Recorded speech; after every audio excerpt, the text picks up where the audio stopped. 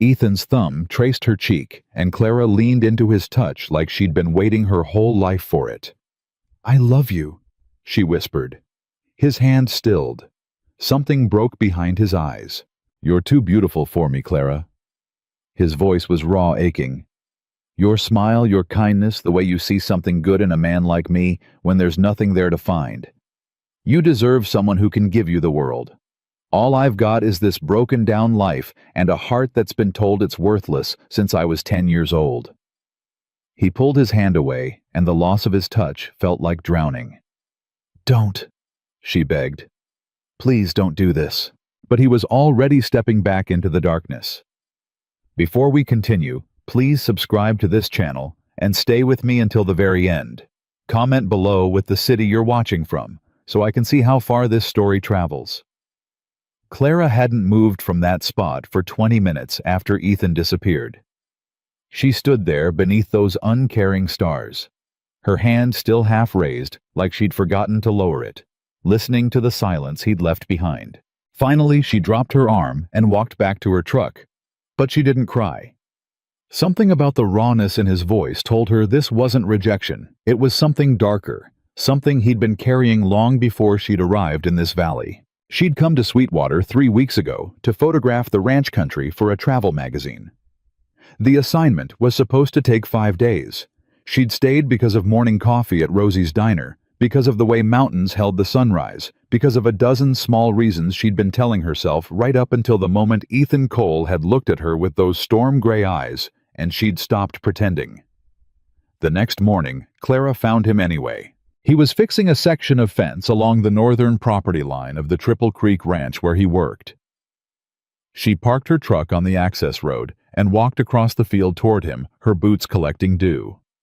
Ethan saw her coming. His shoulders tensed, but he didn't stop working. "I'm not here to argue with you," Clara called out when she was close enough. He sunk another post into the ground with 3 hard strikes of the mallet. "Then why are you here? I have a job to finish. Photographs. The magazine deadline hasn't changed just because you decided to run away from something good." Ethan straightened up, wiping his forehead with the back of his hand. "I didn't run from anything.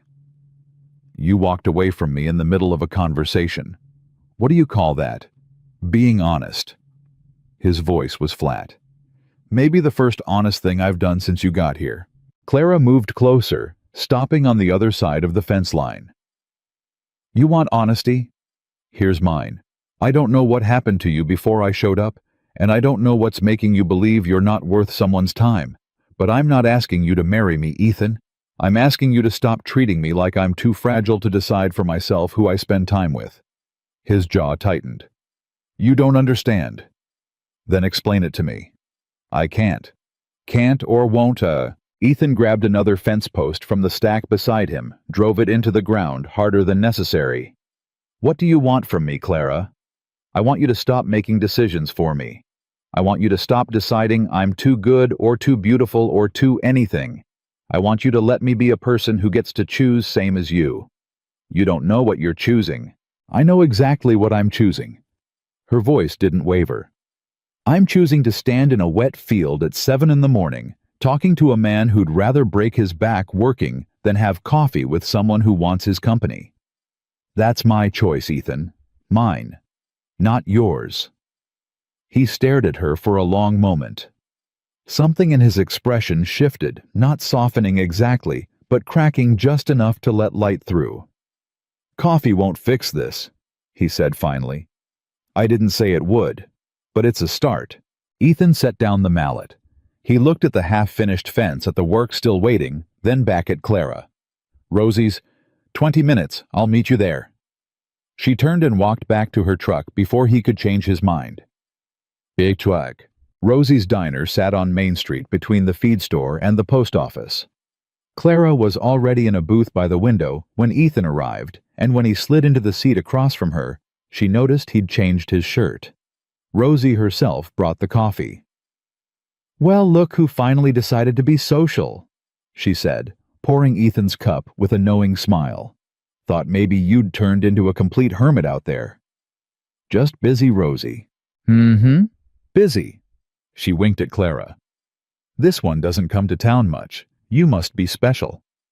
Ethan's face colored slightly. Rosie. All right, all right. I'll leave you two alone. Holler if you need anything. She walked away, still grinning. Clara wrapped her hands around her coffee mug. How long have you worked at Triple Creek? 6 years. You like it? It's work. Ethan took a sip of his coffee, didn't meet her eyes. Pays fair. Boss doesn't ask questions. What kind of questions would he ask? The kind I don't answer. Clara nodded slowly. Okay. Different question then. What made you come here to Sweetwater? Ethan was quiet for so long she thought he might not respond. Then, needed to disappear for a while. From what? From who I used to be. The honesty in those words settled between them like something physical. Clara didn't push. She just waited. I grew up in Texas, Ethan said eventually. Outside El Paso. My dad worked oil rigs when he could get hired, which wasn't often. My mom cleaned houses in town. We lived in a trailer that leaked when it rained and baked us alive in summer. I left when I was 17, told myself I'd make something better. Did you? He laughed, but there wasn't any humor in it. I made mistakes. Big ones. Trusted the wrong people, took the wrong jobs, ended up in places I shouldn't have been. By the time I was 25, I had nothing except a reputation I didn't want, and a last name people crossed the street to avoid. So you came here. So I came here. Started over. Kept my head down. Worked hard. Stayed away from people. That must be lonely. Ethan's eyes finally met hers. Lonely's better than dragging someone else through the mess I made. I'm not asking you to drag me anywhere. I'm just asking you to have coffee. It doesn't stay just coffee, Clara. It never does. Maybe not. But maybe that's not the disaster you think it is. A muscle worked in his jaw. He looked like he wanted to argue, but instead he said, Why are you still here? The magazine work should have been done by now. Clara smiled a little. I extended the assignment. Told my editor there were more stories here than I expected. Were there? Yes. She held his gaze. There were. For 3 days they maintained a careful distance. Clara took her photographs. Ethan worked his shifts at the ranch. They saw each other at Rosie's in the mornings, spoke in careful sentences about weather and work, and nothing that mattered. On the 4th day, Clara's truck broke down. She was out on Highway 12 heading back from photographing the abandoned grain elevator east of town when the engine started making a sound like rocks in a blender. She managed to pull onto the shoulder before it died completely. Clara sat in the cab for a minute, weighing her options. Cell service was spotty out here. The nearest town was Sweetwater, 8 miles back. She was debating whether to start walking when a familiar truck pulled up behind her. Ethan got out and walked to her window. Need help. Engine died. I was hoping it was just overheating, but... Pop the hood. He spent 15 minutes examining the engine, checking hoses and connections, his hands moving with the confidence of someone who'd fixed things his whole life. Finally, he straightened up and wiped his hands on a rag from his truck. Timing belt's gone. You're not driving this anywhere today. Clara's heart sank. How long to fix it? Need to order the part. 2, maybe 3 days if the shop in Billings has it in stock. Great. She leaned her head back against the seat, closed her eyes. Perfect. I can give you a ride back to town. Help you get a tow truck out here. I'd appreciate that. She grabbed her camera bag and locked up the truck. When she climbed into Ethan's passenger seat, she noticed how clean it was inside. No fast food wrappers, no clutter, just a worn bench seat and a sun-faded dashboard. They drove in silence for a few minutes. Then Clara said, Thank you for stopping. Couldn't leave you stranded. Some people would. I'm not some people. She looked over at him. No, you're not. Ethan's hands tightened slightly on the steering wheel. Clara, I know. You're going to tell me again why this can't work.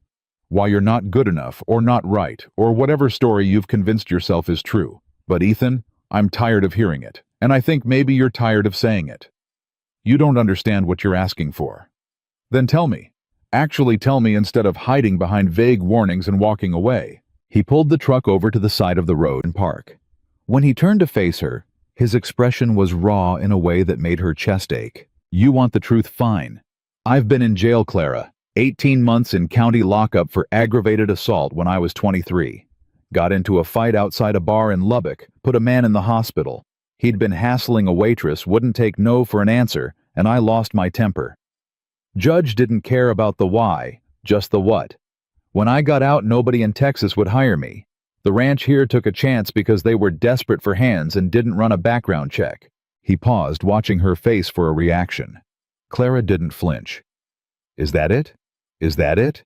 He laughed bitterly. "Yeah, that's it. I'm an ex-con with no education, no money, no future, except the one I'm scraping together day by day. I live in a cabin that doesn't even have hot water. I eat dinner alone every night. I own 2 pairs of jeans and 3 shirts in the truck we're sitting in. That's my life, Clara.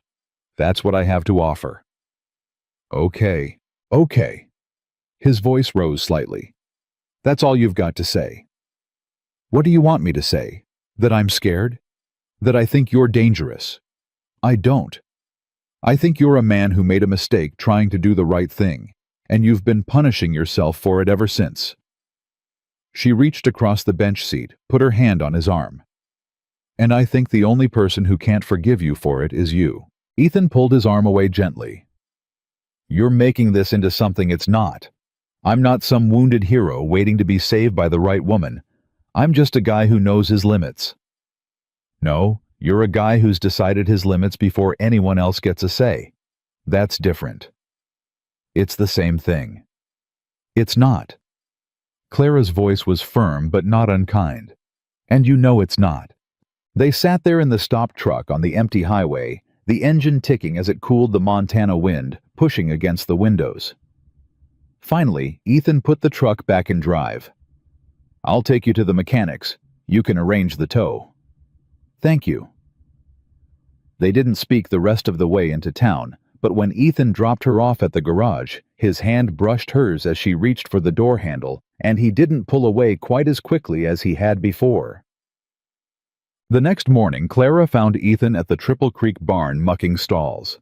She stood in the doorway until he noticed her. "I brought breakfast." She held up a paper bag from Rosie's. "Peace offering." Ethan leaned the pitchfork against the wall. "For what?" "For pushing yesterday. I shouldn't have cornered you like that."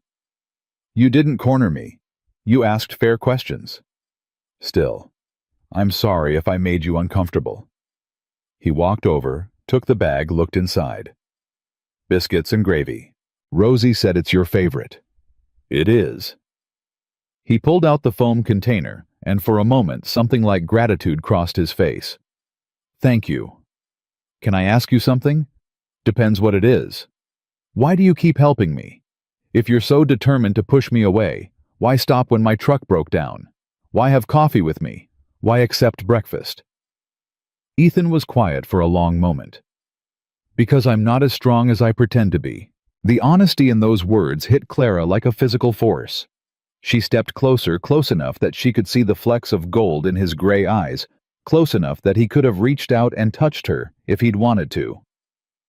"Maybe you're not supposed to be strong all the time," she said quietly. "Maybe that's not what strength is." "Then what is it?" "Letting someone in, even when you're scared." Ethan's breath caught. For a second, just one brief, perfect second, she thought he might close the distance between them. But then he stepped back, creating space again. "I should finish these stalls." Clara nodded, understanding the dismissal for what it was. "Okay. But Ethan, I'm not going anywhere. Not yet." She left before he could respond, but as she walked back to her truck, she heard him call her name. "Clara." She turned. He was standing in the barn doorway, backlit by the morning sun, holding the bag of breakfast. "Thank you. For this. For all of it." "You're welcome." She drove away, and in her rearview mirror she watched him stand there watching her go until she turned the corner and he disappeared from sight. That afternoon, Clara's editor called. "I need you back in Denver," Melissa said. "We've got a new assignment. Big feature on the brewery scene in Fort Collins. Starts Monday. Clara sat on the bed in her motel room, phone pressed to her ear, feeling something inside her sink. How long will it take? Week, maybe 2. Why, you finished in Sweetwater, right? Almost. Almost? Clara, you were supposed to wrap this up 10 days ago. What's keeping you there?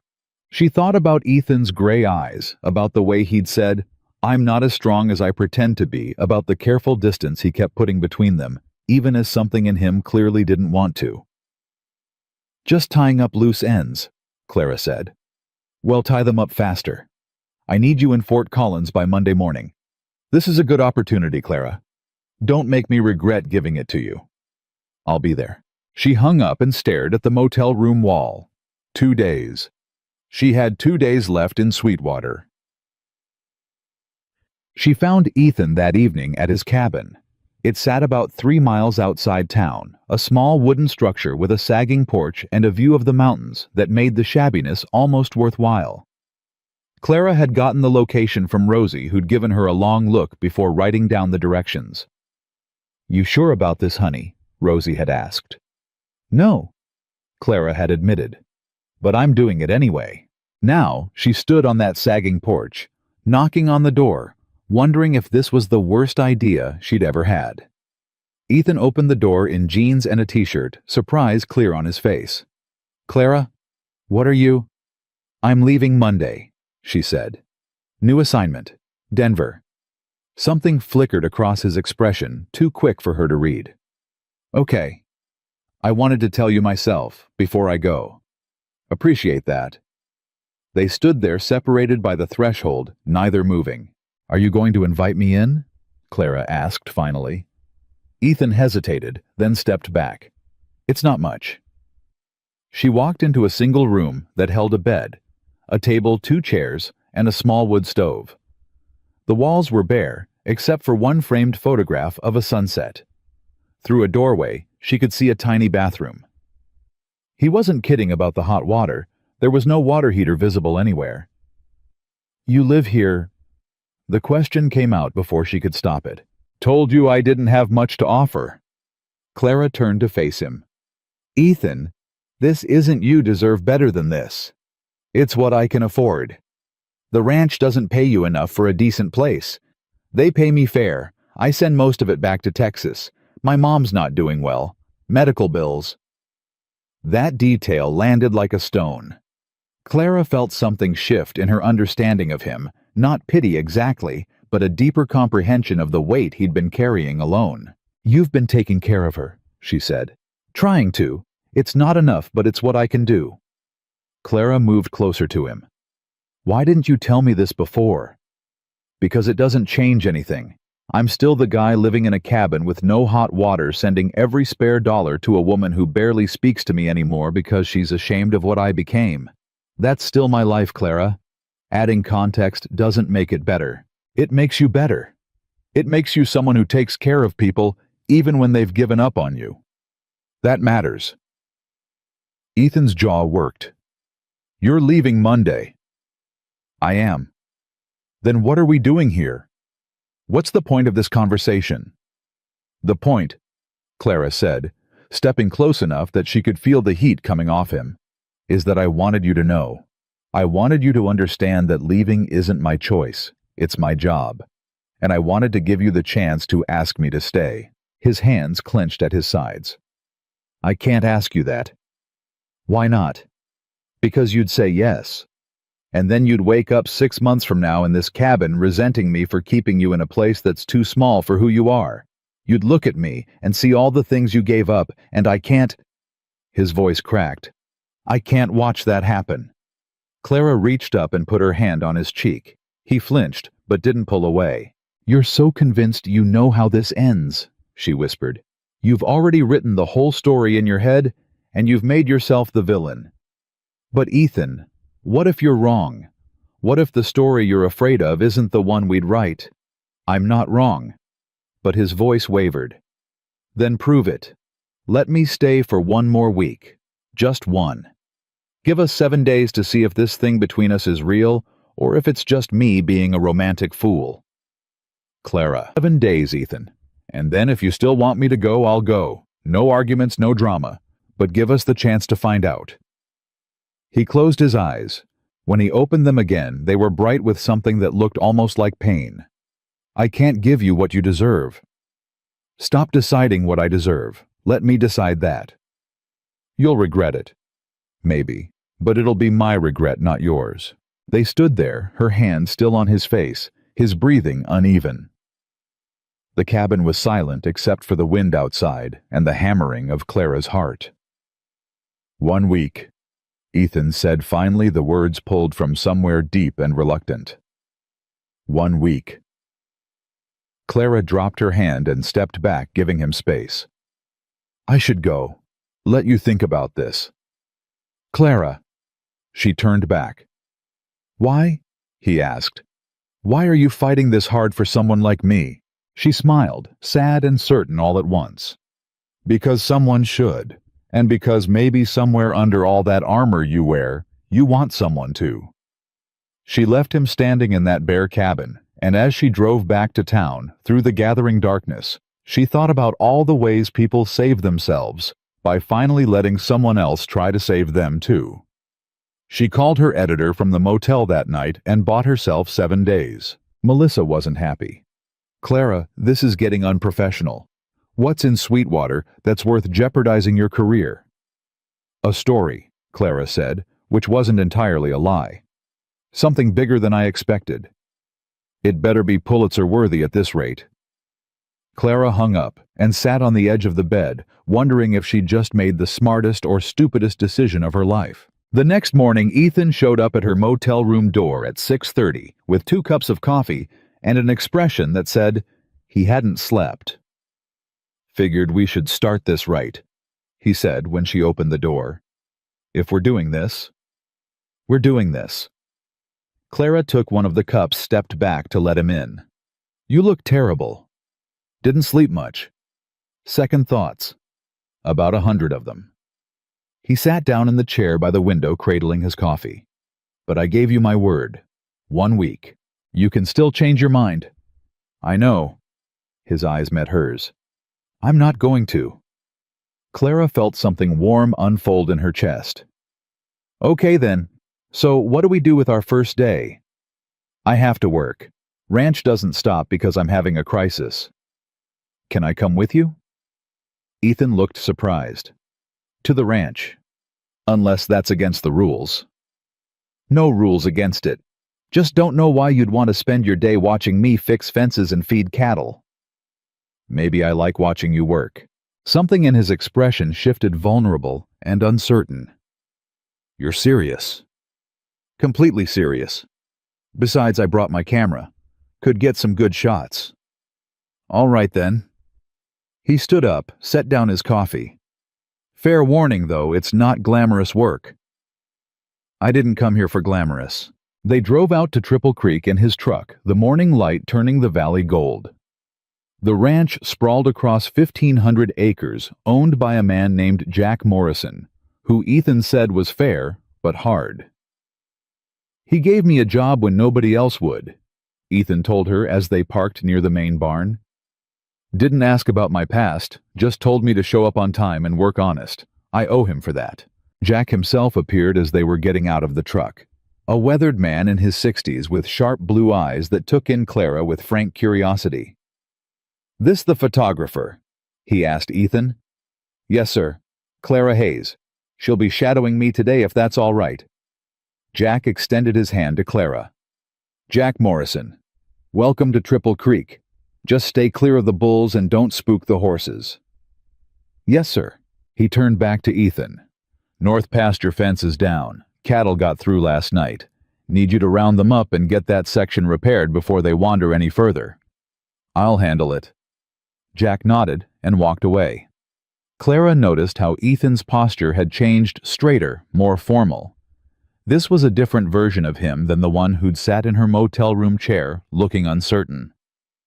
He's intimidating, Clara said quietly. He's good people.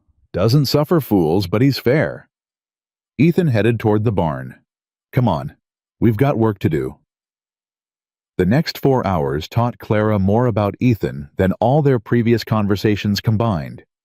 She watched him work with an economy of movement that spoke of years of practice, rounding up scattered cattle, repairing broken fence posts, his hands sure and steady even when the work was backbreaking. He didn't talk much while he worked, but every so often he'd glance over at her to make sure she was okay. And something about those small gestures said more than words could have. "You're good at this," Clara said during a water break. Ethan wiped sweat from his forehead. "It's just ranch work." "It's more than that. You know what you're doing. You care about doing it right." "Caring doesn't make it special." "Yes, it does." She took a drink from her water bottle. "Most people just go through the motions. You don't." He looked uncomfortable with the praise. "You getting what you need for your photographs." "More than I need." She showed him a few shots on her camera, Ethan against the fence line, Ethan working with the cattle, his profile stark against the morning sun. "These are good. Just pictures of me working. They're pictures of someone who knows who he is when he's doing what he loves. That's rare, Ethan." He handed the camera back without comment, but she saw the tension in his jaw. They broke for lunch around noon. Ethan pulled sandwiches from a cooler in his truck, simple ham and cheese, nothing fancy. "Made these this morning," he said, handing her one. "Figured you might be hungry. You made me lunch. Didn't want you to starve." Clara bit into the sandwich and tasted something she hadn't expected: thoughtfulness. He'd even remembered she didn't like mustard, had used mayonnaise instead. "This is good, thank you." They ate in the truck bed, legs dangling over the tailgate, looking out at the mountains. For a few minutes, neither of them spoke. Then Clara said, "Tell me something true." "What kind of something?" "Anything. Just something real that you've never told anyone else." Ethan was quiet for a long time. "I'm scared all the time," he said finally. "Of failing. Of people seeing who I really am underneath all this. Of being my father, angry and bitter and taking it out on everyone around me. That's why I stay alone. Not because I want to, because I'm terrified of what happens if I don't." Clara's chest ached. "You're nothing like that. You don't know that."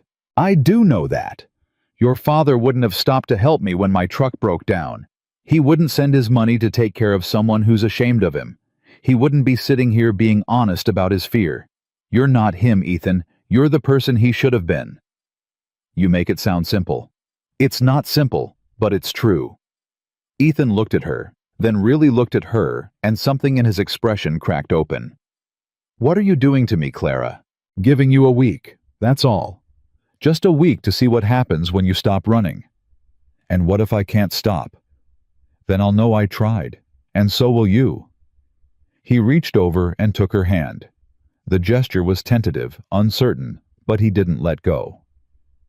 They sat there in the truck bed, holding hands, while the wind moved through the grass, and the mountains stood witness, and Clara thought this might be the most honest moment she'd ever shared with anyone. That evening, Ethan took her to his cabin and cooked dinner. It wasn't much pasta with jarred sauce, a salad from a bag, but he'd cleaned the place and put a candle on the table, and Clara understood what that effort meant, coming from a man who lived deliberately small. "You didn't have to do all this," she said. "Wanted to. Figured if we're doing this week right, I should at least try." They ate at the small table, knees almost touching in the cramped space. Clara asked him about Texas, about his childhood, and slowly, piece by piece, Ethan gave her the story he'd kept locked away. "My father used to say I was worthless," he told her. "Every time I failed at something, every time I wasn't good enough, he'd tell me I was exactly what he expected, nothing special. I believed him for a long time. Sometimes I still do." He was wrong. Was he? Look at where I ended up. Look at what I became. I am looking. I see someone who survived something hard and came out the other side still trying to do right. That's not worthless, Ethan. That's the opposite. He shook his head, but she could see her words landing somewhere inside him, creating small cracks in the armor he wore. After dinner, they sat on the cabin porch, watching the sun set over the mountains. Ethan had brought out 2 chairs and a blanket, and when the temperature dropped, he draped it over Clara's shoulders without asking. "Thank you," she said. "You cold little. But I mean thank you for tonight, for letting me in." Jury's still out on whether that was smart. Clara shifted her chair closer to his. "Can I tell you something true now?" "Fair's fair. I'm scared too. Not of you, of this. Of how much I already care about someone I've only known for 3 weeks. Of what happens when this week ends and I have to make a choice between staying and leaving. I'm scared that no matter what I choose, I'm going to regret it." Ethan turned to look at her. "What do you want to choose?" "I don't know yet. Ask me in 6 days." They sat in silence for a while longer. Then Ethan said, "Stay tonight." Clara's heart jumped. "What? Not like that. I mean, I have a couch. It's not comfortable, but it's here. I just don't want you driving back to town in the dark." "Okay," Clara said softly. "I'll stay." She slept on his couch under the blanket that smelled like wood smoke and Montana wind, and sometime in the night, she woke to find Ethan sitting in the chair across from her watching her with an expression she couldn't read in the darkness. "Can't sleep," she whispered. "Just making sure you're real." "I'm real." "I know, that's the problem." The next 3 days fell into a rhythm. Clara spent her mornings with Ethan at the ranch, afternoons editing photographs, at Rosie's diner evenings back at his cabin, cooking dinner and talking until the stars came out. They didn't kiss, didn't cross that physical line, but the intimacy between them grew in other ways, shared silences, small touches, the way they'd started finishing each other's sentences. On the 4th day, everything changed. Clara was at Rosie's editing photos when a woman walked in, mid-50s, expensively dressed, completely out of place in the small-town diner. She looked around like she was searching for someone, and when her eyes landed on Clara, she walked straight over. "You're the photographer," the woman said. It wasn't a question. "I am. Can I help you?" "My name is Margaret Cole. I'm Ethan's mother." Clara's stomach dropped. "Oh, he didn't mention you were coming." "He doesn't know I'm here." Margaret sat down across from Clara without being invited. "I need to talk to you about my son. Maybe you should talk to Ethan instead. I tried, he won't see me. Sends me money but won't return my calls. So I came here to understand why, and what I found was you." "Mrs. Cole, let me be clear, Miss Hayes. My son has been running from his past for 6 years. He's finally built something stable here, and I won't let anyone jeopardize that, not even someone who means well." Clara felt anger spark in her chest. "You think I'm jeopardizing his stability? I think you're temporary. You're a photographer from Denver passing through town. You'll leave, and he'll be the one left dealing with the wreckage." "That's not, isn't it?" Margaret's voice was sharp. "Tell me honestly, are you planning to stay in Sweetwater? Give up your career, your life in Denver, to live in a cabin with no hot water, with a man who can barely support himself, let alone a family?" Clara opened her mouth and found she had no answer. Margaret stood up. "I thought not. Do him a favor, Miss Hayes. Leave now before he gets hurt worse. He's been through enough because of me. He doesn't need more pain from someone who can't commit to staying." She walked out of the diner, leaving Clara sitting there with her laptop and photographs, and a truth she'd been avoiding: she hadn't actually decided whether she could stay.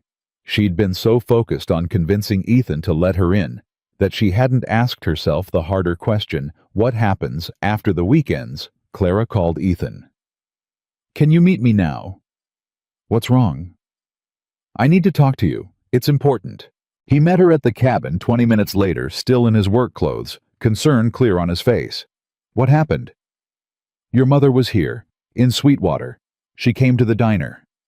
Ethan went very still. "What did she say to you?"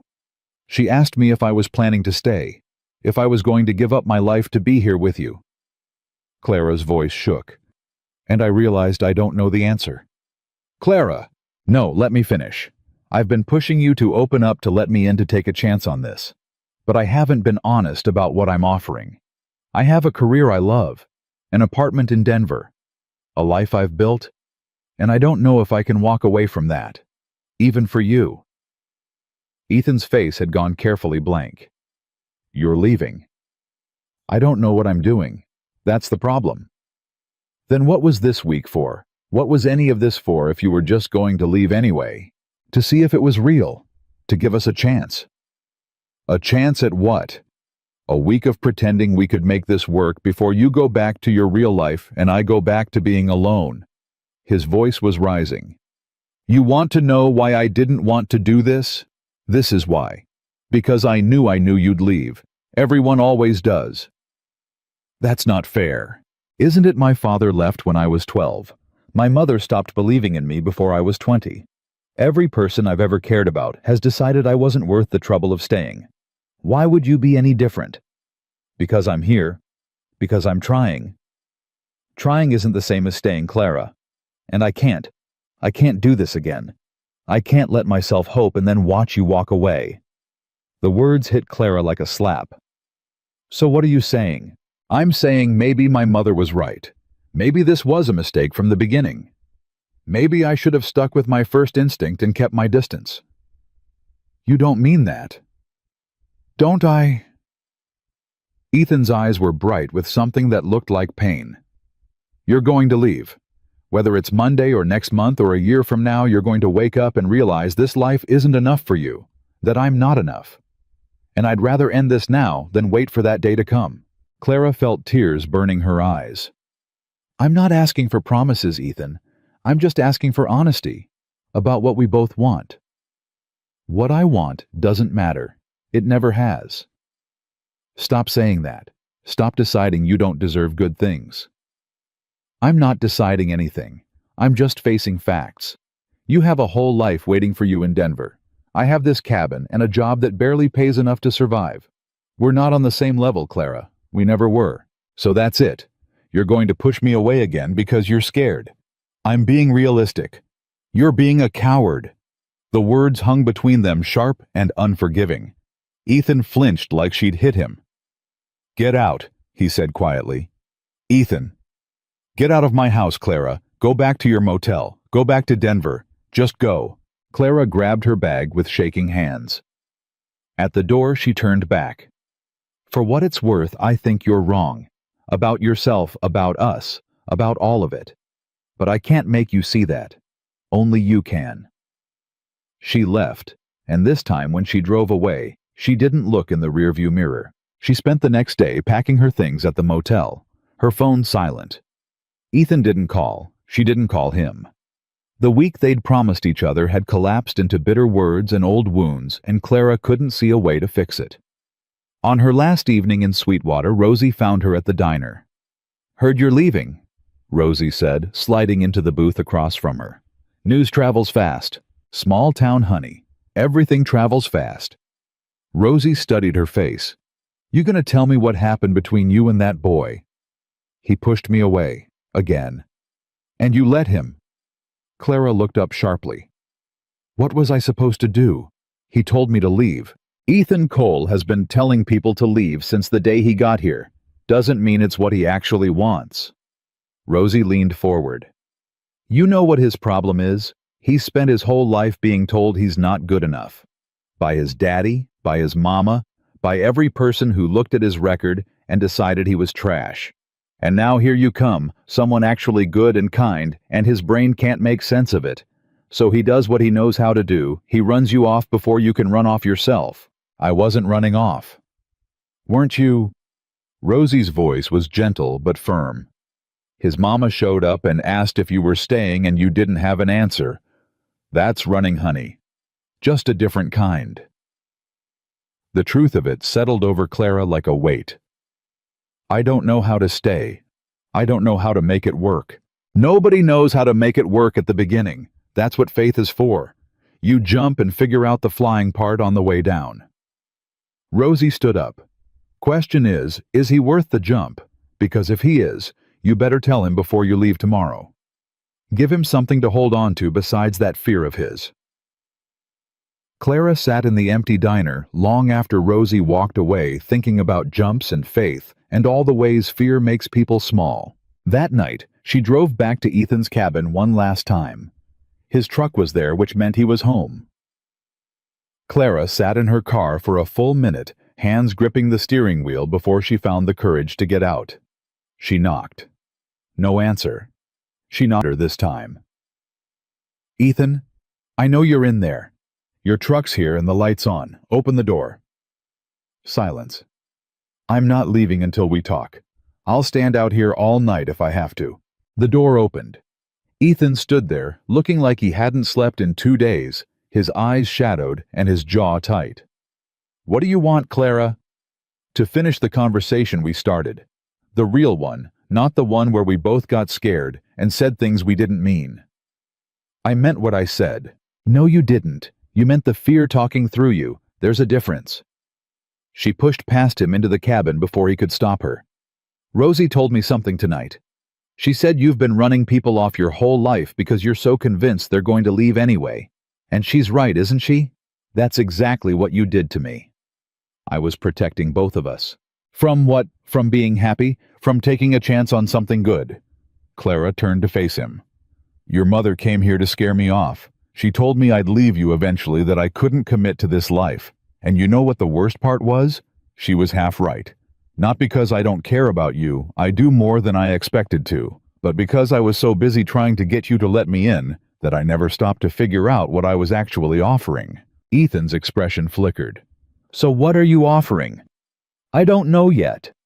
And that's the honest truth.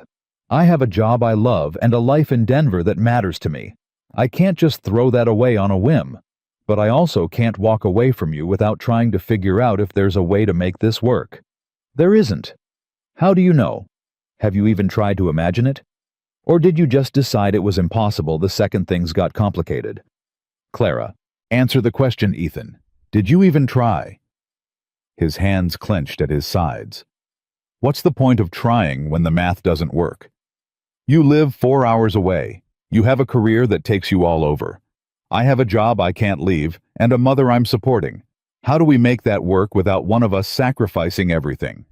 I don't know, but maybe we could figure it out together instead of you deciding for both of us that it's hopeless. You're asking me to have faith in something I've never seen work. I'm asking you to have faith in us. In what we've built in 3 weeks. In what we could build if you just stop running." Ethan turned away from her, his shoulders rigid. "You should go back to Denver. Finish your assignment. Live your life." "Is that what you really want?"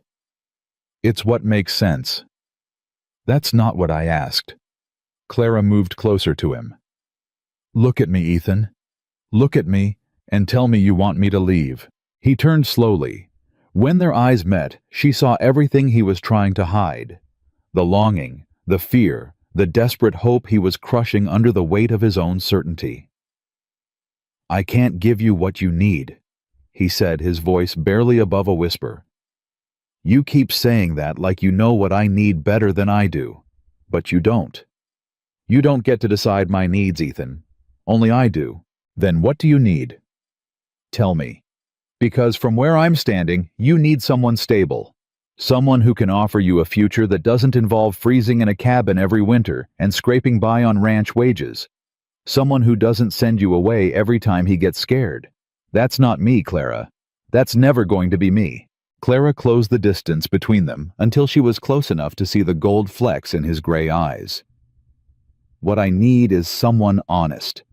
Someone brave enough to be vulnerable. Someone who fights for the people he loves instead of pushing them away to protect himself. You could be that person, Ethan. You already are when you let yourself. You're making this harder than it needs to be." "Good. It should be hard. Anything worth having is hard." Before he could respond, headlights swept across the cabin windows. They both turned to look as a car pulled up outside, not a truck, but a sedan that looked expensive even in the darkness. "Who's that?" Clara asked. Ethan's face had gone pale. "That's my mother's rental car." Margaret Cole got out and walked to the door. She knocked once, sharp and authoritative. Ethan opened it, his expression carefully neutral. "Mom." "Ethan?" Margaret's eyes flicked to Clara. "Miss Hayes, I see you didn't take my advice." "No, ma'am, I didn't." Margaret pushed past her son into the cabin. "We need to talk, all 3 of us." "There's nothing to talk about," Ethan said. You shouldn't have come here. I came because someone had to. Margaret pulled an envelope from her purse, held it out to Ethan. Your father is dying. The words landed like a physical blow. Ethan didn't take the envelope. What? Lung cancer, stage 4. He has maybe 3 months. Margaret's voice was steady, but her hands shook slightly. He wants to see you. No. Ethan. I said no. He walked out on us. He made my childhood hell before that. I don't owe him anything, especially not a deathbed reconciliation. Clara watched the tension in Ethan's body, saw the way his hands had curled into fists. Margaret saw it too. He's still your father, Margaret said quietly. He stopped being my father the day he told me I was a mistake he wished he could take back. I was 10 years old, Mom. 10. And you stood there and let him say it. Margaret flinched. I know. I know I failed you. Both of us did. But he's dying, and he wants to make it right. It's too late to make it right. Maybe. But what if you regret not going? What if 10 years from now, you wish you'd had the chance to tell him everything you've been carrying all these years? Ethan looked at Clara, something desperate in his expression. She didn't know what to say. This was his choice, his pain. Why are you really here, Mom? Ethan asked. Because I don't believe you drove all the way to Montana just to deliver a message. You could have called. Margaret's composure cracked slightly. Because I'm ashamed. Because I stood by and let him destroy your self-worth, and then when you needed me most after you got out of prison, I was too embarrassed to stand by you. I let my pride matter more than my son, and I've been trying to make up for it by sending you money and hoping that would be enough, but it's not. It never was. So now what you want, forgiveness. I want a chance to do better, to be the mother I should have been. Margaret's eyes were wet. And I want you to have the closure you deserve, even if you don't think you need it. Ethan was quiet for a long moment. Then he said, Where is he? El Paso. In hospice. I can't just leave. I have responsibilities here. Jack Morrison already knows. I called him before I came here. He said to take whatever time you need. Clara saw the moment Ethan realized he was cornered, that all his excuses had been stripped away. He looked at her again, and she saw the question in his eyes. Go, Clara said softly. Deal with this. It's important. Come with me. The request caught her off guard. What? Come with me to Texas. I don't want to do this alone. Margaret looked between them. Miss Hayes, I owe you an apology. I was wrong to try to scare you off. I thought I was protecting Ethan, but I was really just protecting myself from watching him get hurt again. If he wants you there, you should go. Clara's mind raced. She was supposed to be in Denver in 2 days. She had an assignment waiting an editor who was already annoyed with her. But looking at Ethan's face, seeing the vulnerability there, she knew there was only one answer she could give. Okay, she said. I'll come. They left the next morning. Clara called her editor from the road, told Melissa she had a family emergency and needed another week. Melissa's response was ice cold. This is your last extension, Clara. 1 more week, and then you're either in Denver or you're fired. Your choice. Clara hung up and looked at Ethan driving beside her. He'd been quiet since they left Sweetwater, his hands tight on the steering wheel. You okay? She asked. No, but I will be. They drove south through Montana, into Wyoming, stopped for the night in Cheyenne. The motel was cheap and slightly run down, but it had 2 beds and hot water which felt like luxury after Ethan's cabin. That night, lying in the dark with Ethan in the bed 3 feet away, Clara said, Tell me about him, your father. Ethan was quiet so long she thought he'd fallen asleep. Then, his name is Robert Cole. He was a mean drunk and a meaner sober person. Used his fists more than his words.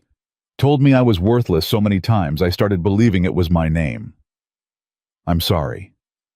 Don't be sorry. Just be ready for what you're walking into.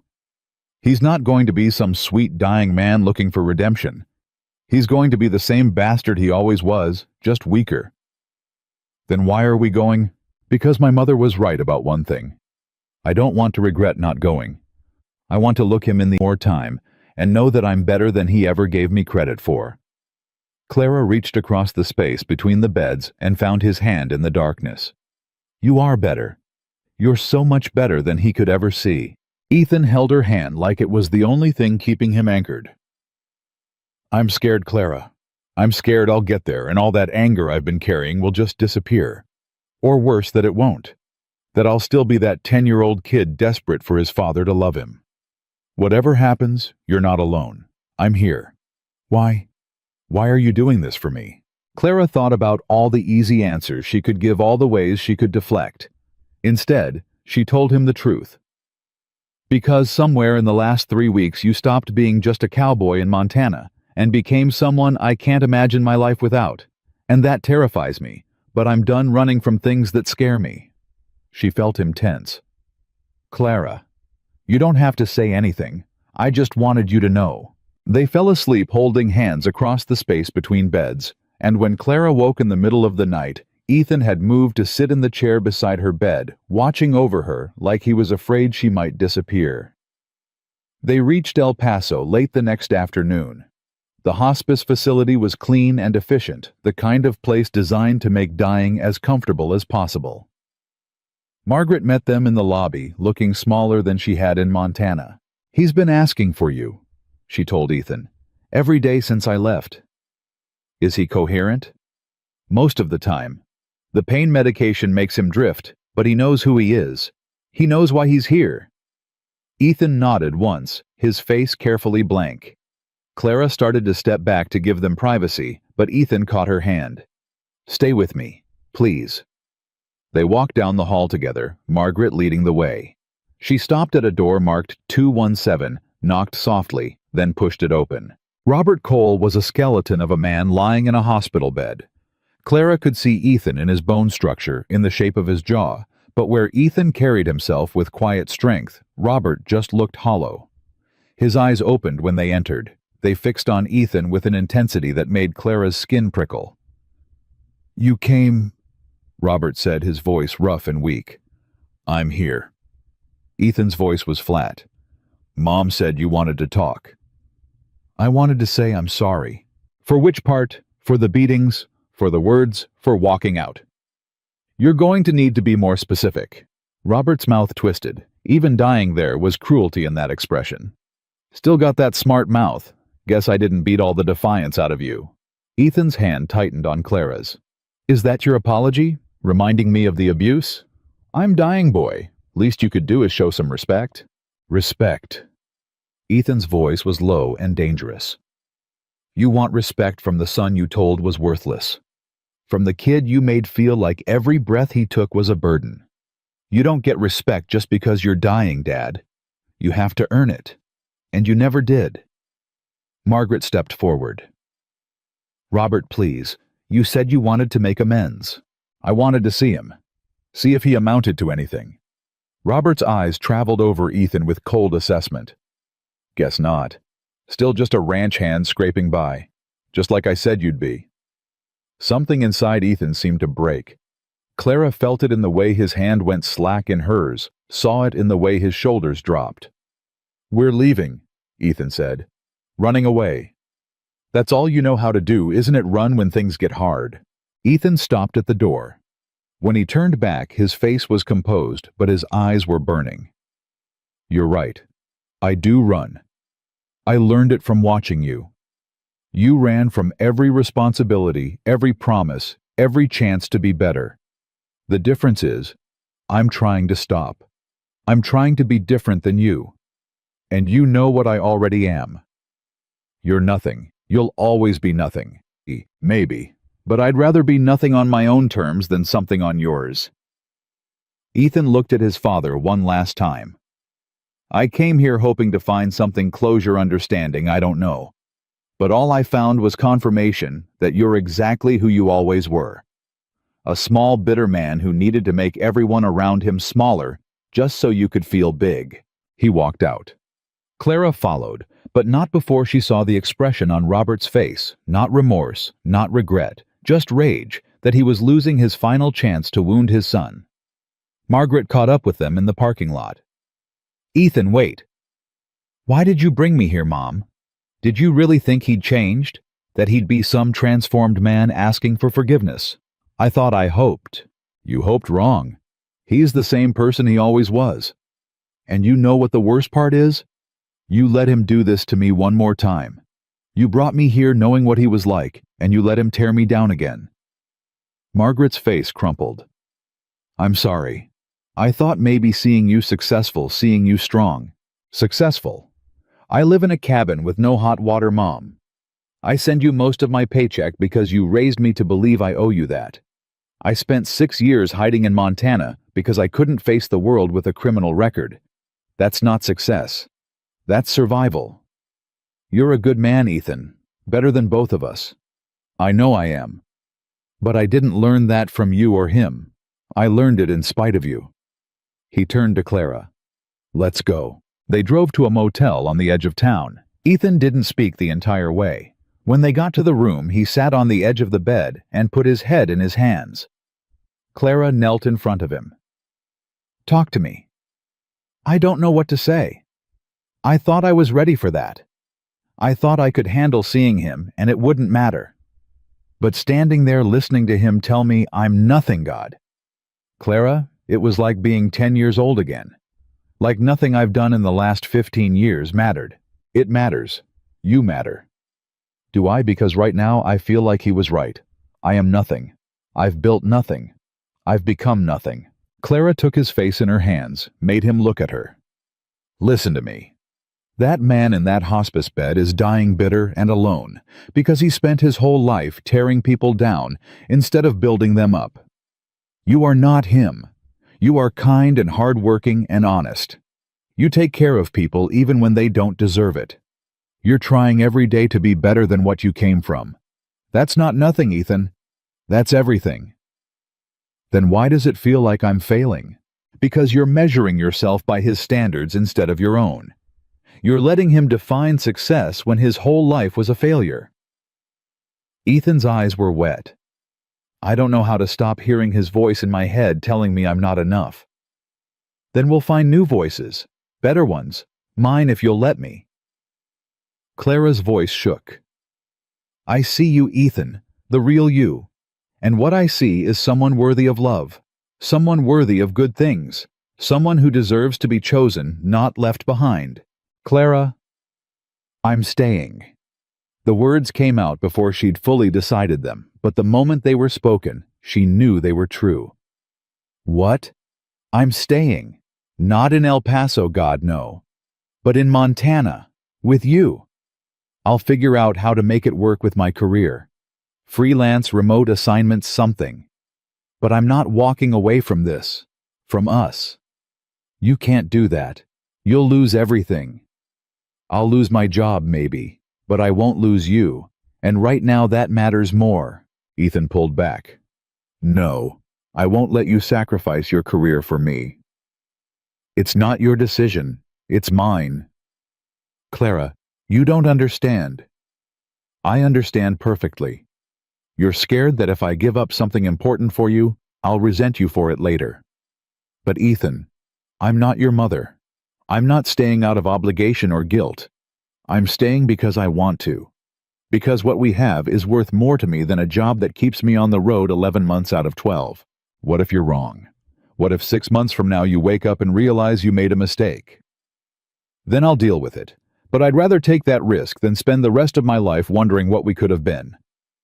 Ethan stood up, paced to the window. "This is exactly what I was afraid of. You making a huge decision based on feelings instead of logic. Love isn't logical, Ethan. It's a choice. And I'm choosing you." He turned to face her. Don't say that word unless you mean it." "I mean it." Clara's voice was steady. "I love you. I love your stubbornness and your fear and the way you take care of people who don't appreciate it. I love that you're still trying to be good, even though the world's given you every reason not to be. And I love you enough to fight for this when you won't fight for yourself." Ethan crossed the room in 3 strides and kissed her. It wasn't gentle. It was desperate and fierce and full of everything he couldn't say. Clara kissed him back with equal intensity, pouring 3 weeks of longing and frustration and hope into the conversation. When they finally broke apart, both breathing hard, Ethan pressed his forehead against hers. "I love you too," he whispered. "I've loved you since that first morning at Rosie's when you called me out for running.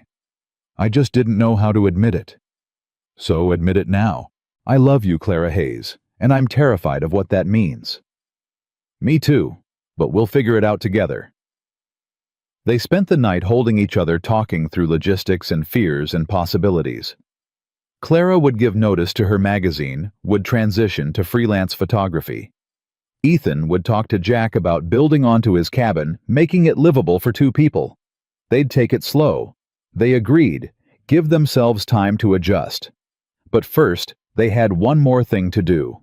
The next morning they went back to the hospice. Margaret was in the waiting room, looking exhausted. "He's asking for you again," she said to Ethan. "I'm not here for him. I'm here for you." Margaret looked surprised. "What?" "I need to say something, and you need to hear it." Ethan's voice was firm. "I forgive you, Mom, for not protecting me, for choosing shame over your son, for all of it. Not because you've earned it, but because I'm done carrying that weight. I'm done letting you and Dad dictate how I see myself." Margaret's eyes filled with tears. "Ethan, I'm also done sending you money. You need to figure out your own financial situation because I can't keep sacrificing my future to make up for the past. I'll help you find resources, connect you with programs, but I'm not your safety net anymore." "I understand. And one more thing. I'm building a life with Clara. A real life. And you can be part of it if you're willing to show up as someone who supports me instead of someone who needs me. But if you can't do that, then we're done." Margaret stood up and hugged her son. It was awkward at first, they'd gone so long without real affection. But slowly, Ethan's arms came up around her. "I'll do better," Margaret said. "I promise. I'll actually try this time. That's all I'm asking." They left El Paso that afternoon. In the rearview mirror, the city disappeared into desert heat waves. Ethan reached across the truck and took Clara's hand. "You really meant it about staying. I really meant it. I'm still scared this won't work." "So am I, but I'm more scared of not trying." Ethan smiled, small but real. "When do you have to tell your editor?" "I'll call her tonight. Rip the Band-Aid off." "What will you say?" Clara thought about it. "That I found something more important than a byline, and that I'm not apologizing for choosing it." Clara made the call that night from a rest stop outside Amarillo. She sat in Ethan's truck with her phone in her hand for 10 minutes before she found the courage to dial. Melissa picked up on the second ring. "Tell me you're calling with good news." "I'm not coming back to Denver. I'm resigning effective immediately." There was a long silence. Then, "Are you out of your mind?" "Probably, but I'm doing it anyway." "Clara, you have one of the best portfolios I've seen in 10 years. You could work anywhere. Why are you throwing that away for some cowboy in Montana?" The dismissive tone made Clara's jaw tighten. "Because he's not just some cowboy. And because, for the first time in my career, I'm choosing something that matters more than a byline. You'll regret this. Give it 6 months, and you'll be calling me begging for your job back. Then I'll deal with that when it happens. But right now, this is what I need to do." Melissa's voice went cold. "You're making a mistake. A huge one. Don't expect me to fix it when you realize that." Clara hung up and sat there feeling the weight of what she'd just done. Ethan came back from the restroom and slid into the driver's seat, took one look at her face and said, "That bad. She thinks I'm throwing my life away." Maybe she's right. Clara turned to him sharply. Don't you dare start second-guessing this now. I'm just saying you had a good thing going, a career people would kill for, and you gave it up for me. I gave it up for us. There's a difference, and if you keep trying to take that choice away from me, we're going to have a problem." Ethan started the truck. "I just don't want you to wake up in 5 years hating me for what you gave up. Then don't give me a reason to. Be worth it, Ethan. That's all I'm asking. Be the person I chose. What if I can't be? Then we'll figure it out. But stop borrowing trouble from the future. We've got enough to deal with right now. They drove through the night in shifts, trading off every few hours. By the time they crossed back into Montana 2 days later, Clara felt like she'd lived an entire lifetime in the span of a week. Sweetwater looked exactly the same, but everything felt different. Clara wasn't a photographer passing through anymore. She was someone building a life here, and that shift in perspective made the town look simultaneously smaller and more significant. They went straight to Ethan's cabin. Walking through that door felt different too, not like visiting, but like coming home. Ethan set down their bags and turned to Clara with an expression that was equal parts hope and terror. So, you're really doing this? I'm really doing this. Where do we start? Clara looked around the tiny space, one room, minimal furniture, no real kitchen to speak of. We start by making this place livable for 2 people, and then we figure out how I'm going to make money while living in the middle of nowhere. Over the next week, they threw themselves into the work. Jack Morrison, true to his word, helped them expand the cabin. He brought in a crew, and they added a second room, installed a proper water heater, fixed the sagging porch. Ethan insisted on paying for it himself, which meant taking out a loan he could barely afford, but Clara understood what it meant to him. This was his contribution, his way of proving he could provide something real. Clara set up a website advertising freelance photography services. She reached out to magazines and newspapers, pitched stories about rural Montana, about ranch life, about the disappearing West. Some responded with interest. Most didn't respond at all. Money got tight fast. Clara had some savings, but they were burning through it faster than she'd expected. Ethan's ranch salary barely covered the loan payments and his mother's medical bills, even after he'd reduced what he sent her. They ate cheap food, turned off the heat at night to save on propane, drove only when absolutely necessary. 3 weeks after they'd returned from Texas, Clara was at Rosie's diner working on her laptop when a man walked in, mid-40s, expensive camera, hanging around his neck, definitely not from around here. He approached her table. "You're Clara Hayes, right? The photographer." Clara looked up warily. "Who's asking?" "Marcus Chen. I'm a photo editor for National Geographic. I saw your work in that travel magazine piece about Montana. Really stunning stuff." Clara's heart jumped. "Thank you. I'm actually here scouting for a story we're doing on disappearing American ranching communities. Your former editor, I guess, mentioned you'd relocated to Montana. Said you might be interested in freelance work." "Melissa sent you?" "Not directly. But when I told her we needed someone who understood this world from the inside, she gave me your name.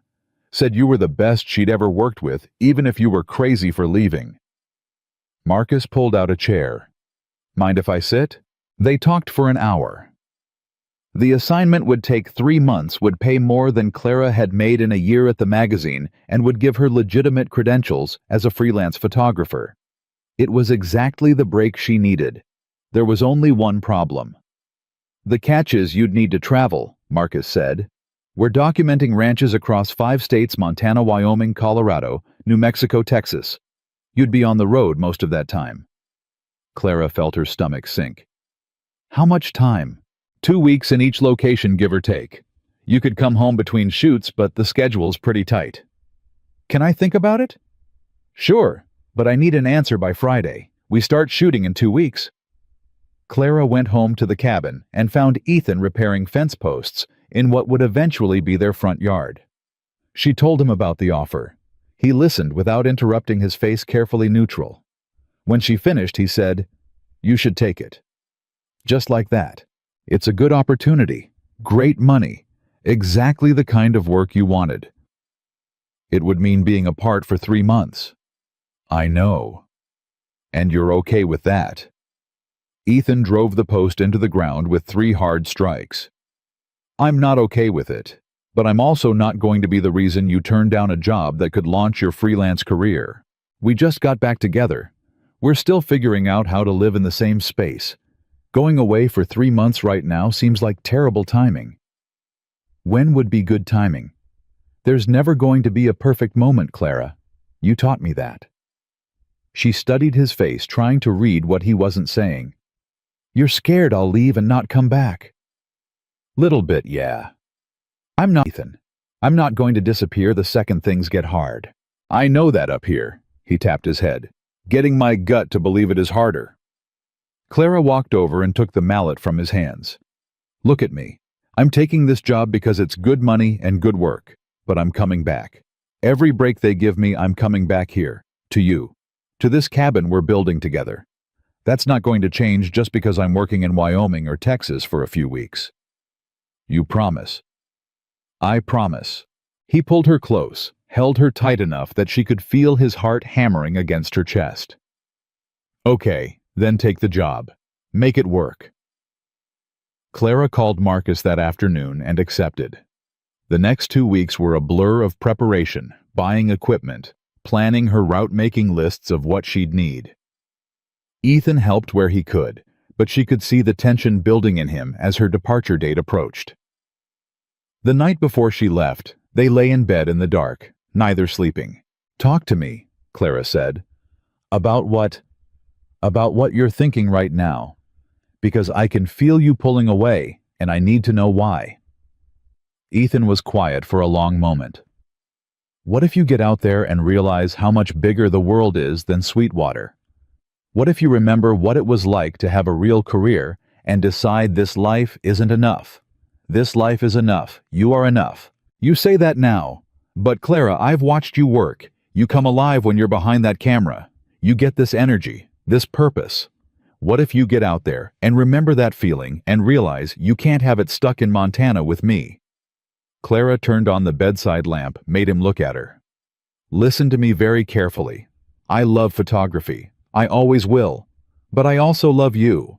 And those two things don't have to be at war with each other. I can have both. I am having both. For now. Yes, for now. And then for tomorrow, and the day after that, and every day I choose to. That's how this works, Ethan. I keep choosing you. Every single day. What if there's a day you don't? Then we'll deal with it. But assuming it's going to happen and sabotaging what we have now, that's just fear talking. And I thought we agreed we were done letting fear make our decisions. Ethan pulled her closer. I'm trying. I really am. I know you are. And I love you for it. She left the next morning before sunrise. Ethan stood on the porch and watched her pack her truck, his hands shoved deep in his pockets. When she came back for one last goodbye, he kissed her like he was memorizing the feel of it. Call me when you get there, he said. I will. Every night if you want.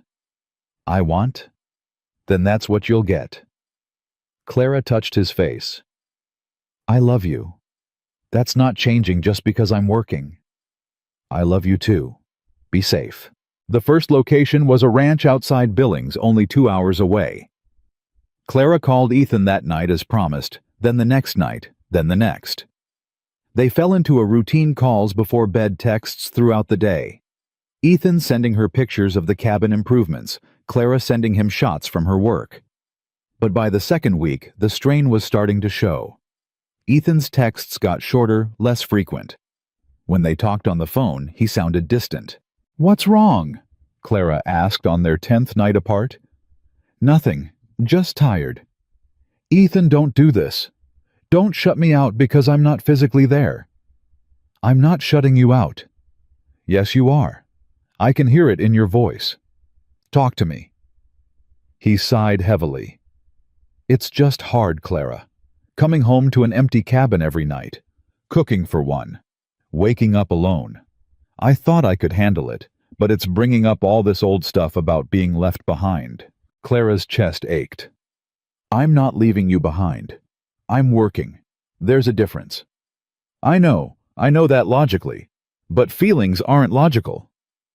Do you want me to come home early? I can probably get Marcus to rearrange the schedule. No, don't do that. This is important for your career. I'm struggling, and I need to figure out how to deal with that without making it your problem. It is my problem. We're in this together, remember. That means your struggles are mine too. They talked for another hour, working through his fears and her guilt, trying to find solid ground in the space between them. By the time they hung up, Clara felt marginally better, but she could tell Ethan was still carrying weight he wasn't sharing. The next location was Wyoming. Clara drove there on a Sunday and called Ethan from the road. He didn't answer. She tried again an hour later. Still nothing. When he finally called back that night, his voice was flat. Sorry, was working late. On a Sunday. Jack needed help with something. Clara knew he was lying, but didn't call him on it. How are you? Fine. Ethan? I'm fine, Clara. Just tired. Can we talk tomorrow? I need to sleep. Yeah. Okay. I love you. Love you too. He hung up before she could say anything else. Clara sat in her motel room staring at her phone, feeling the distance between them like a physical thing. The pattern continued for the next 2 weeks. Ethan pulling away Clara, trying to reach him, both of them pretending everything was fine when it clearly wasn't. By the time she finished the Wyoming shoot, Clara was ready to quit the whole assignment and go home. She called Marcus. I need a break, a week off between this location and the next one. We're on a tight schedule, Clara. I can give you 3 days. Then I'll take 3 days. She drove straight through from Wyoming to Sweetwater 12 hours without stopping. It was past midnight when she pulled up to the cabin, but the lights were on. Ethan answered the door in his work clothes, surprise clear on his face. You're supposed to be in Wyoming. I'm exactly where I'm supposed to be. Clara pushed past him into the cabin. We need to talk. It's late. I don't care how late it is. You've been pulling away for 2 weeks and I'm done pretending I don't notice. So either we deal with this now, or I pack my stuff and go back to Denver permanently. Your choice. Ethan's face went pale. You'd do that, just leave. If the alternative is staying with someone who's checking out emotionally? Yes, I would, because I didn't give up my career to be with someone who won't actually be with me. I am with you. No, you're not. You're here in body, but you've already decided I'm going to leave, so you're protecting yourself by leaving first. And I get it, Ethan. I understand why you do it, but I can't keep fighting to stay when you keep pushing me away. He turned away from her.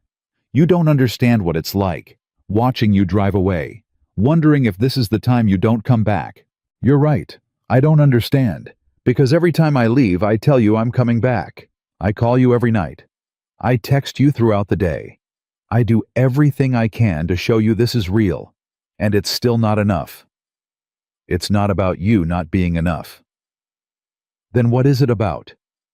Because from where I'm standing, it looks like you're determined to sabotage this no matter what I do. Ethan spun to face her, and she saw tears in his eyes. I'm scared, Clara. I'm terrified that I'm not built for this, that I'm too damaged to have something good and hold on to it. And every day you're gone, that voice in my head gets louder, telling me you're going to figure that out and leave for good. Clara felt her anger drain away. Come here. He didn't move. She crossed to him, took his hands in hers. You are not too damaged. You are not broken beyond repair. You're just scared, and I am too. But Ethan, we can't let that fear run our relationship. We have to fight it together. I don't know how. Then we learn. Together. Starting now. She squeezed his hands. I need you to trust me. Not perfectly, not all at once, but a little bit more each day. Can you do that? What if I fail? Then you fail and we try again. But you have to actually try, Ethan. You can't just give up before we've even really started. He pulled her into his arms, buried his face in her hair. I'm sorry. I'm so sorry for pulling away.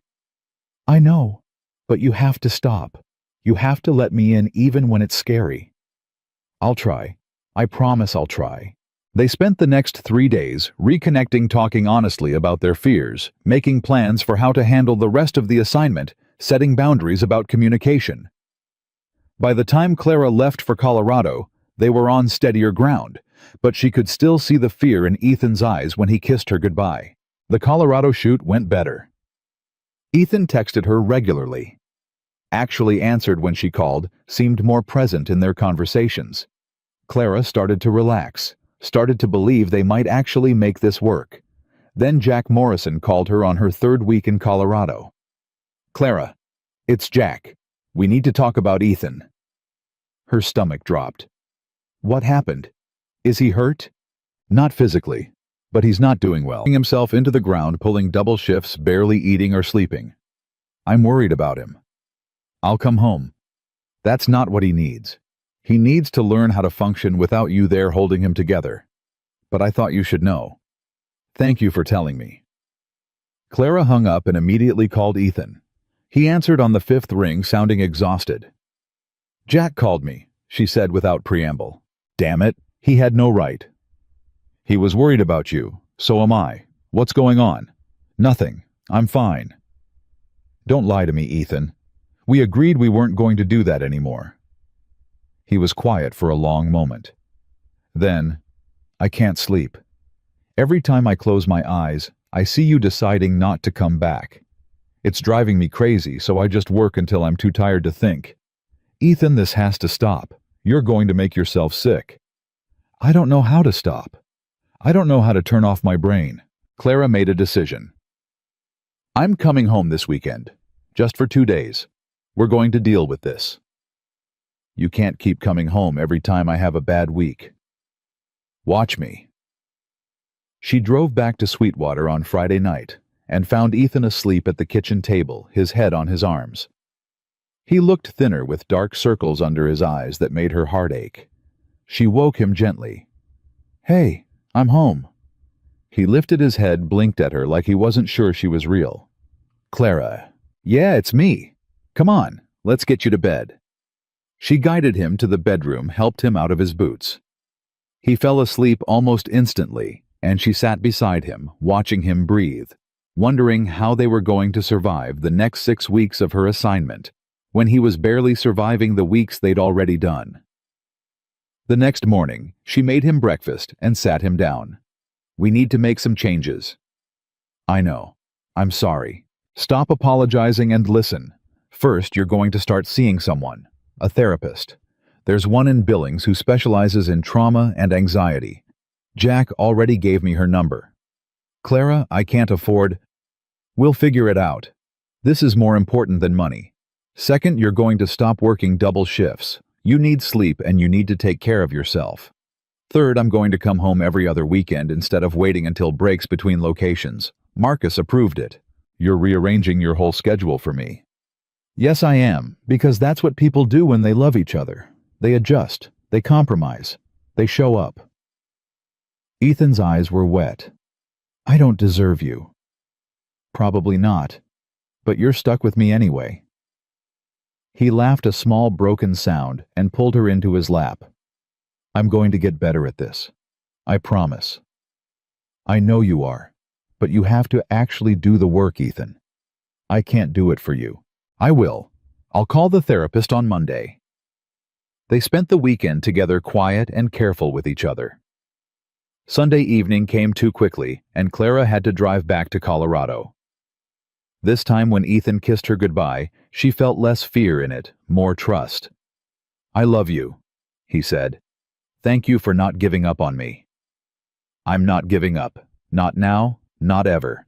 The next month was hard, but manageable. Ethan started therapy and actually seemed to be benefiting from it. He stopped working himself to death, started sleeping better, was more present in their phone calls. Clara came home every other weekend like she'd promised, and slowly, painfully slowly, they built confidence in what they were building. The Texas shoot was her last location. 2 weeks documenting ranches outside El Paso, and then she'd be done. She'd be home for good. Clara arrived on a Tuesday and dove into the work. The ranches were beautiful, the light was perfect, and her shots were some of the best she'd ever taken. Marcus was thrilled. On Friday afternoon, Clara got a call from a number she didn't recognize. "Hello. Is this Clara Hayes?" A woman's voice, professional and crisp. "Yes, who's this?" "My name is Sarah Martinez. I'm a curator at the Museum of Western Heritage in Denver. I saw your work in the National Geographic preview, and I'm interested in featuring your Montana Ranch series in our upcoming exhibition on disappearing American landscapes." Clara's heart stopped. "I'm sorry, what?" "It would be a 6-month showing in our main gallery. We'd print and frame 30 of your best images. There would be an opening reception, media coverage, the whole works. This is the kind of exposure most photographers dream about." Wow! That's incredible. "There's just one thing. We'd need you here in Denver to work with us on the installation and to be available for press events. Probably 3 months of your time starting in 6 weeks." And just like that, Clara understood the universe was testing her one more time. "Can I think about it?" Clara asked, her voice barely steady. "Of course, but I'll need your answer by Monday. This is a time-sensitive opportunity." Clara hung up and sat in her motel room staring at the wall. 3 months in Denver. The kind of exposure that could make her career permanent, that could set her up for life. Everything she'd worked toward for 10 years handed to her on a silver platter, and all it would cost was 3 more months away from Ethan. She called him that night. He picked up on the first ring. "Hey, how's Texas?" "I got offered something. A museum exhibition in Denver." She heard his breath catch. "That's incredible, Clara. That's huge." "It would mean 3 months there, starting in 6 weeks. The silence that followed felt like it lasted an hour. "Ethan, I'm here. Just processing." His voice was careful, controlled. "What did you tell them?" "That I'd think about it, but I wanted to talk to you first." "Why?" "It's your career, your decision. Because it affects both of us. Because I need to know if you can handle another 3 months apart. Don't make this about me. Don't turn down an opportunity like this because you're worried about my issues. Your issues are my issues. That's what being in a relationship means." Ethan was quiet for a moment. Then, "Take the job, Clara." Just like that. Just like that. "This is your dream. I'm not going to be the person who stands in the way of it." "But," "No buts. You take the job. We figure out the rest. That's how this works, right? We adjust. We compromise. We show up." Clara felt tears burning her eyes. "Are you sure?" "I'm terrified. But yeah, I'm sure. You've been sacrificing for me for months now. It's my turn to sacrifice for you. I don't want either of us sacrificing. I want us both choosing. Then I'm choosing this. I'm choosing to support you even when it's hard, even when it scares me. I love you. I love you too. Now go call that curator and tell her yes before she gives the spot to someone else." Clara called Sarah Martinez back that night and accepted. Then she finished her Texas shoot in a daze, half excited and half terrified about what came next. She drove back to Sweetwater the following week. Ethan was waiting on the cabin porch when she arrived, and the way he pulled her into his arms told her everything she needed to know about how hard the last few weeks had been for him. "I missed you," he said into her hair. "I missed you too. But we did it. The whole assignment. 3 months and we made it work. Barely. Barely counts." She pulled back to look at him. "How are you really?" "Better. The therapy's helping. I'm learning how to catch the spiral before it gets bad. And I'm learning that being scared doesn't mean something's wrong. It just means I care." "That's huge." "It's progress anyway." He took her hand, led her inside. "Come on, I want to show you something." The cabin had been transformed in her absence. There was a proper kitchen now, with real counters and cabinets. The bedroom had been painted. There were curtains on the windows and a rug on the floor. It actually looked like a home instead of a place someone was just surviving. "Ethan, this is beautiful. When did you do all this?" "Nights when I couldn't sleep. Weekends. Figured if you're going to be gone for another 3 months, I should make sure there's something worth coming home to." Clara felt her throat tighten. This was always worth coming home to. "Yeah, but now it's got a working oven." He smiled, but there was vulnerability in his eyes. "I'm trying, Clara, to build something stable, to be someone you can count on." "You already are." They spent the next 2 weeks together before Clara had to leave for Denver. They talked about logistics. Ethan would drive down to visit when he could get away from the ranch. Clara would come home every other weekend again. They talked about money the museum was paying Clara well, and between that and what she'd made from the National Geographic assignment, they'd finally have some breathing room. They talked about the future carefully, neither wanting to jinx it, but both aware that they were building toward something permanent. On Clara's last night before Denver, they drove out to a clearing Ethan knew spread a blanket under the stars. They lay there in silence for a while, just being together. "Can I tell you something?" Ethan said finally. "Anything. I'm proud of you. For taking this opportunity. For building this career. I know I haven't always been good at showing it, but watching you succeed, it means everything to me." Clara turned to look at him. "Really? Really? You're doing what you love and you're brilliant at it. That's not something to apologize for. It's something to celebrate. Even though it means we're apart. Even though, because you being happy and fulfilled makes us stronger, not weaker." Clara kissed him, then soft and slow. When they pulled apart, she said, "When I get back from Denver, I want us to talk about next steps, real next steps." "Like what?" "Like marriage, like building a life together that's not just survival, but actual partnership." Ethan's eyes widened. "Are you proposing to me?" "I'm saying I want to, when the time is right, when we're both ready." "I'm ready now." "Liar. You're still working through therapy." He laughed. "Okay, fair. But I'm getting there. And when I'm really solid and sure, ask me. I'll say yes." "That's a promise." "That's a promise." Clara left for Denver the next morning with that promise tucked close to her heart. The exhibition work was intense. Choosing images, working with designers, writing wall text, doing press interviews. She threw herself into it completely, and the result was stunning.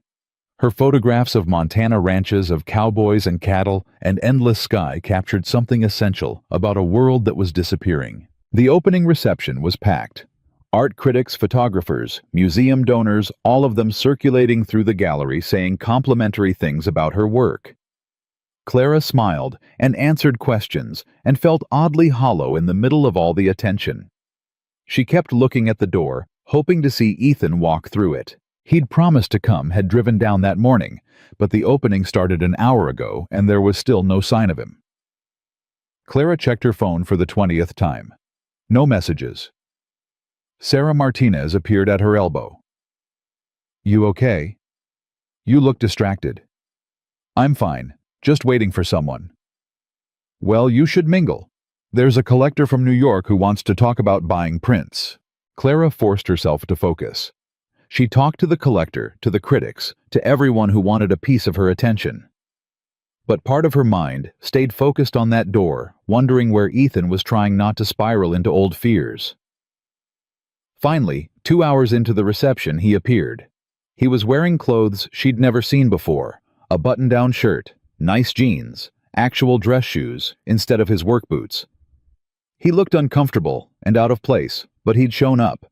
Clara excused herself from a conversation mid-sentence and crossed the gallery to him. "You're here.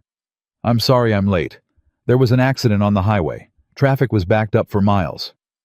I thought I was worried, that I'd changed my mind." "Clara, look at me." He took her hands. "I drove 5 hours to be here. I bought new clothes. I'm standing in a room full of people I don't know looking at photographs I don't understand. I'm here because you're here. Nothing could have kept me away."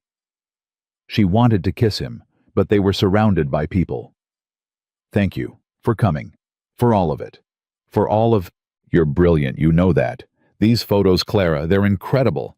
I had no idea you saw the ranch world this way. You gave me something to see. All of you did." An older woman approached them. "Clara, dear, you must introduce me to this handsome man." "Mrs. Pemberton, this is Ethan Cole. Ethan, this is Victoria Pemberton, one of the museum's major donors." Victoria extended her hand. "Pleasure to meet you.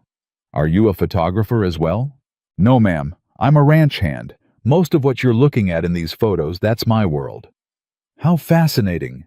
You must tell me all about it." Ethan shot Clara a panicked look, but she just smiled. "I'll let you two talk. I need to make the rounds." She watched him from across the room as he talked to Victoria, saw how he relaxed gradually, how the initial awkwardness gave way to genuine conversation. He was trying. For her. And that meant more than any exhibition or review ever could. The reception ran late. By the time they left, Clara was exhausted but elated. They drove back to the apartment she was renting for the duration of her stay in Denver. "That was something," Ethan said as they climbed the stairs. "All those people wanting to talk to you about your work." It was overwhelming. "You were amazing, natural, like you belonged there." Clara unlocked the door. "I did belong there. It's my work. But Ethan, I also belong in Sweetwater. Those two things aren't mutually exclusive." "I'm starting to understand that." He followed her inside, looked around at the temporary space. "This is nicer than our cabin." "It's not home, though." "No, it's not." They fell into bed together, too tired for anything except holding each other. Clara pressed her face into Ethan's chest and breathed him in wood smoke and Montana wind and something essentially him. "I'm glad you came," she whispered. "Where else would I be?" The next 2 months passed in a strange rhythm, Clara working in Denver, Ethan visiting when he could, both of them learning how to be together across distance. It wasn't perfect. There were hard nights when Clara felt lonely in her temporary apartment. There were moments when Ethan's old fears surfaced, and he'd pull away emotionally.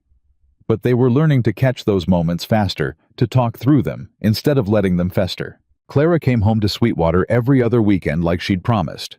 She'd walk into the cabin and Ethan would be there waiting, and every time it felt like proof that this was real, that they could make it work. 6 weeks before the exhibition was scheduled to close, Clara got another call from Sarah Martinez. "We're extending your show," Sarah said. "The response has been incredible. We want to keep it up for another 3 months." Clara's stomach sank. 3 more months. "I know that's longer than we originally discussed, but the board is insistent. Your work is drawing crowds we haven't seen in years. And Clara, there's interest from other museums. This could turn into a traveling exhibition. Houston, Santa Fe, Seattle. A year of guaranteed work and exposure." "I need to think about it." "Of course. Take a few days." Clara hung up and called Ethan immediately. Something happened. She told him about the extension, about the potential traveling show. He listened without interrupting. When she finished, he said, "What do you want to do?" "I don't know. A year ago, this would have been an easy yes. It's everything I've worked for. But now you have other things to consider. Now I have you to consider. And I'm tired, Ethan. I'm tired of living out of a suitcase. I'm tired of temporary apartments and weekend visits. I want to come home. I want to actually build the life we keep talking about. So tell them no." "But what if I regret it? What if this is the peak of my career and I'm walking away from it?" Ethan was quiet for a moment. Then, "Can I tell you what I learned in therapy? Please. You can't live your life based on what you might regret. You have to make choices based on what you want right now in this moment.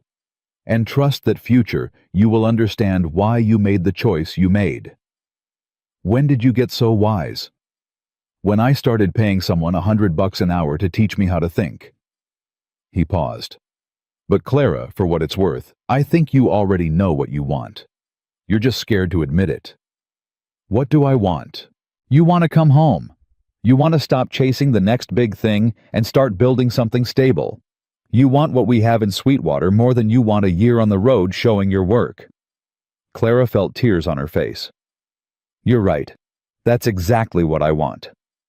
"Then take it, choose it, and stop apologizing for it."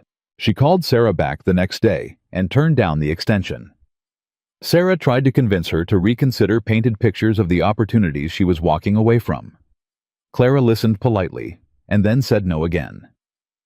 "I appreciate everything the museum has done for me," Clara said, "but I'm ready to go home." 2 weeks later, the exhibition closed. Clara packed up her Denver apartment, loaded everything into her truck, and drove back to Montana for good. Ethan was waiting on the porch when she pulled up. He'd built a second chair and painted both of them dark green. There were flowers planted along the porch rail. He'd made this place into something worth coming home to. Clara got out of the truck and walked into his arms. "I'm home. For real this time. For real. For real. No more assignments. No more temporary apartments. Just this. Just us." Ethan held her tight. "I almost don't believe it." "Believe it. I chose you, and I'm not changing my mind." They spent the evening unpacking her truck, finding places for her things among his. It should have been cramped, should have felt like too much in too small a space, but instead, it felt right. Like puzzle pieces finally fitting together. That night, lying in their bed in their cabin, Clara said, "I have something to ask you." "What's that?" She turned to face him. "Marry me." Ethan went very still. "What?" "Marry me. I know we said we'd wait until you were solid and sure, but Ethan, you are solid. You're surer than you've ever been. You supported me through 3 months away, then another 3 months, then you let me make my own choice about the extension without trying to influence it. You built us a home. You did the work on yourself. You're ready. And so am I." "Clara, I'm not asking you to prove anything, or be perfect, or have everything figured out. I'm just asking you to choose me every day for the rest of our lives. Can you do that?" Ethan's eyes were bright with tears. "Yes, God, yes, I can do that." "Then say yes." "Yes, I'll marry you. Yes." Clara kissed him, and it tasted like promise and Montana wind and coming home. When they pulled apart, both of them were crying. "I don't have a ring," Clara said, laughing through tears. "I do." He got up, went to the dresser, pulled out a small velvet box. "I bought this 2 months ago. Figured I'd ask you when you came home from Denver, but this is better. You asking me. That feels right." He opened the box. Inside was a simple gold band with 3 small stones. Nothing fancy, but honest and real. "It's perfect," Clara said. "Put it on me." She slid the ring onto his finger, and he slid one onto hers that matched. They sat there in bed wearing each other's promises, and Clara thought about all the ways they'd fought to get here, all the fear they'd conquered, all the times one of them had chosen to stay when leaving would have been easier. "We should tell people," Ethan said. "Tomorrow. Tonight, let's just be us." They fell asleep, holding each other, and when Clara woke in the morning, the first thing she saw was sunlight through the window, and Ethan watching her with an expression of pure wonder. "Morning," she said. "Morning. You're still here." "I'm always going to be here. When are you going to believe that?" "Maybe after about 50 years. Ask me then." Clara laughed. "Deal." They got married 3 months later at the ranch. Jack Morrison officiated. Rosie handled the food, and Margaret flew in from Texas and cried through the whole ceremony. It was small and simple, and exactly what they wanted. When Jack asked if they had vows, Clara spoke first. "Ethan, you taught me that loving someone means staying even when it's hard, means showing up even when you're scared, means choosing them every single day, not because it's easy, but because they're worth it. You're worth it. You're worth every sacrifice, every hard conversation, every moment of doubt. I choose you today and every day after." Ethan's voice shook when he spoke. "Clara, you taught me that I'm not what happened to me, that I'm not my father's words or my mother's shame or my own worst thoughts about myself. You taught me that I'm worthy of being chosen, and I'm going to spend the rest of my life proving you right. I choose you. I choose us. I choose this life we're building together." They kissed as husband and wife while their small gathering of friends cheered, and Clara thought this was what happiness felt like, not perfect, not without fear or struggle, but real and hard-won and absolutely worth fighting for. After the reception, they drove out to their spot under the stars. They lay on a blanket looking up at the endless Montana sky, both wearing rings, now both finally believing this was real. "You know what's funny?" Clara said. "What?" "You spent so long thinking you weren't beautiful enough, good enough, worthy enough for me. But Ethan, you were always more than enough. You just needed someone to show you. And you needed someone who wouldn't let you hide behind your work. Someone who made you choose between playing it safe and taking a real risk. We saved each other. Yeah, we did. Clara turned to look at her husband. So what now? Now we live. We build our life here. We have hard days and good days, and we handle both. We keep choosing each other. Every single day. Every single day. Clara smiled and settled back against him, feeling the solid weight of his arm around her, the steady beat of his heart beneath her ear. She'd given up the traveling exhibition. She'd given up the guaranteed year of work and exposure.